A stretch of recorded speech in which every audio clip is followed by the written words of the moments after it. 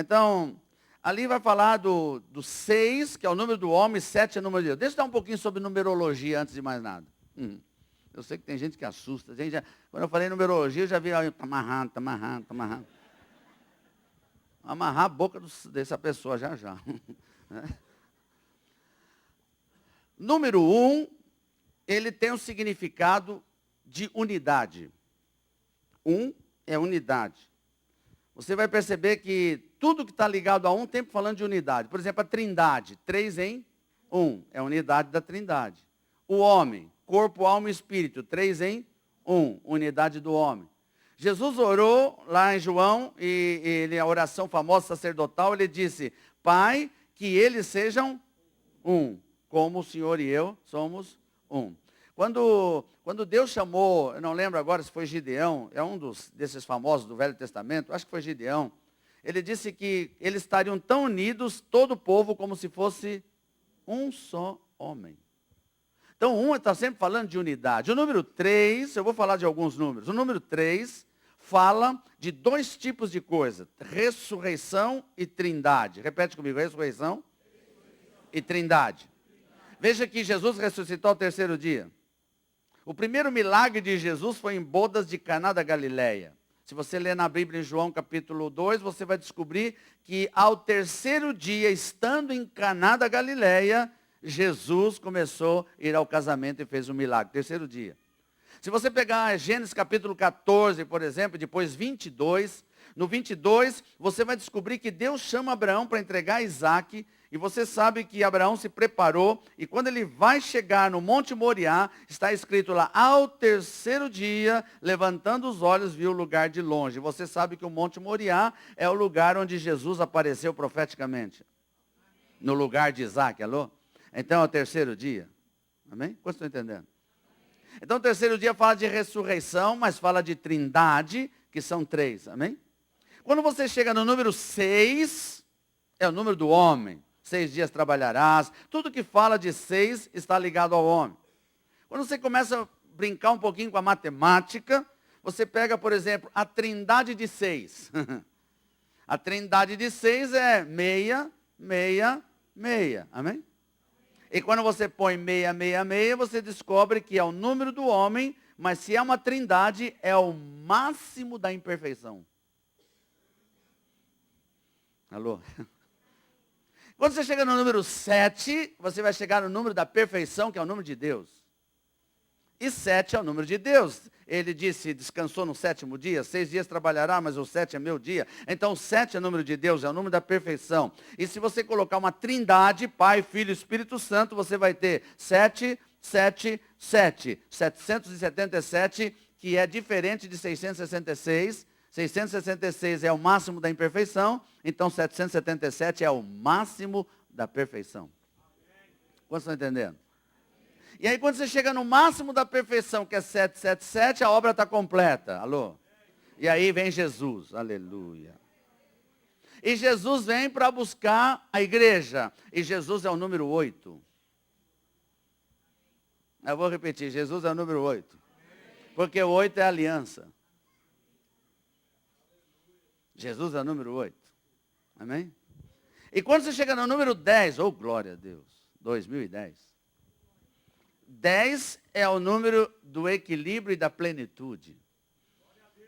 Porque você tem 10 dedos na mão, 10 dedos no pé, porque se não tiver 10, você não vai ter equilíbrio. Tira o dedão para você ver, você nunca mais anda. Se você tirar o dedão do pé, você não anda mais, você perdeu o equilíbrio. Se você tirar os dedão da mão, você não consegue agarrar mais nada. Qualquer dedo que você tira, você perde o equilíbrio. Então nós temos 10, 10 porque é equilíbrio. E equilíbrio representa plenitude. Fala para o irmãozinho, chegamos na plenitude. Jesus está chegando. Então, baseado nisso, estamos entendendo os números. Quero mostrar algo de Adão para frente. Existem 3 períodos básicos nessa teoria. O primeiro período começa com Adão. Que período é esse? É o período que vai aparecer basicamente 3 homens, que são destacados nesse período. O primeiro homem é Abel. Abel é aquele que ofereceu o melhor sacrifício. Logo em seguida aparece Enoque. Enoque é aquele que tão adorador de Deus que Deus resolveu levar ele embora, amém? E esse período termina com Noé. Por que termina com Noé? Quando vem o dilúvio, e o dilúvio vem para destruir a terra, mas Deus separa alguém que é justo para continuar o projeto. E Noé é aquele que vai continuar a aliança. Então, de Adão até Noé, passaram-se 2000 anos. Alô? 2000 anos, se 1000 anos para Deus é como um dia, então 2000 anos são 2 dias. Amém? Ok, então de Adão até Noé, nós temos um período que foi totalmente dominado por Satanás. Não tinha igreja, não tinha profetas, não tinha Israel, não tinha nada. Então durante 2000 anos, Satanás dominou a terra a ponto de Deus trazer o dilúvio no final de 2000 anos, para encerrar um período da história. Fala para o irmãozinho, toda vez que encerra-se um período de 2000 anos, algo poderoso acontece.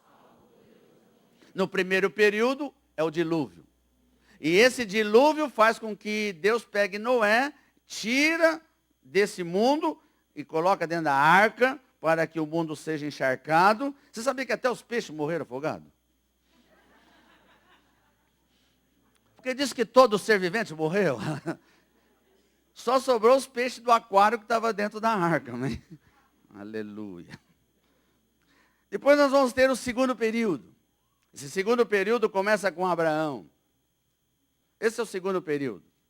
De Abraão até Jesus, você vai descobrir que se passam mais 2000 anos.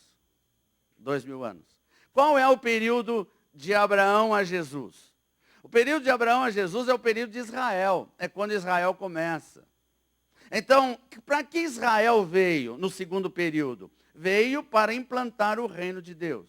Deus escolheu um povo para representá-lo. Tanto é que a primeira palavra de Deus para Israel é: ouve, ó Israel, o Senhor vosso Deus é o único Senhor. Não terás outros deuses diante de mim. Porque Israel foi chamado para implantar o reino de Deus e ser um reino de sacerdotes. Amém? Então, esse período que Deus deu para Israel, ele levanta quem? Que não tinha no primeiro período. Ele levanta profetas. É o período dominado por profetas, onde profetas tinham a única função de fazer com que Israel não se desviasse. Porque tinha um objetivo, alô? Olha para o irmãozinho e fala assim: a função do profeta é fazer você não se desviar, irmão.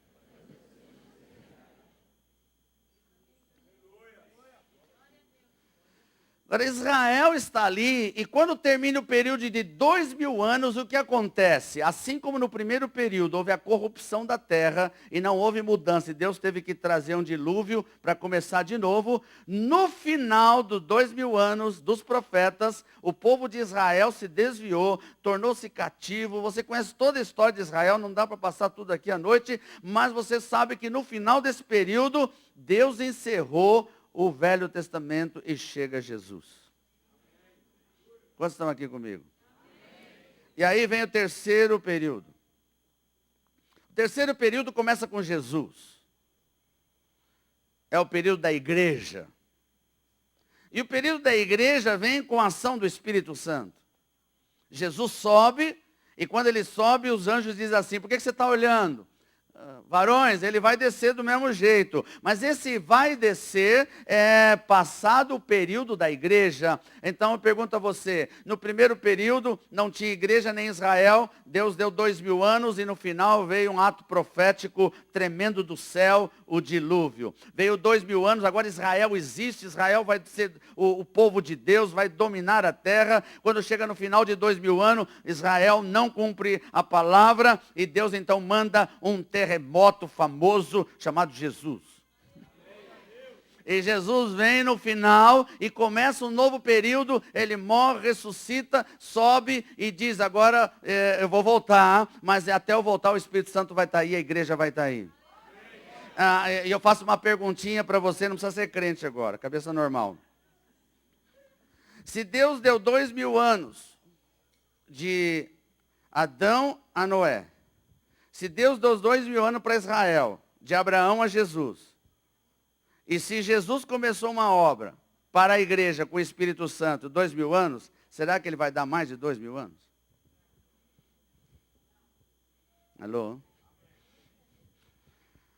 Então, se nós pegarmos aquilo que se chama 1000 anos é um dia, nós temos de Adão até a nossa estada hoje, 6 dias.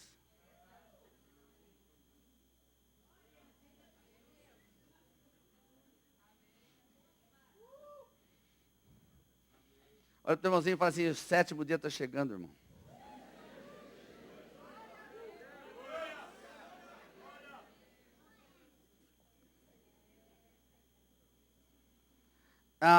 Eu gosto de pegar textos bíblicos que têm significado profético. Irmão, deixa eu falar uma coisa para você. Eu sei que você sabe disso, mas eu gosto de falar porque eu estou gravando.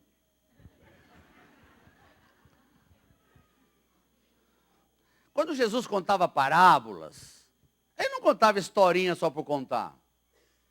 E por que deixou a parábola na Bíblia? Não foi para que a gente soubesse que ele contou uma historinha para os discípulos.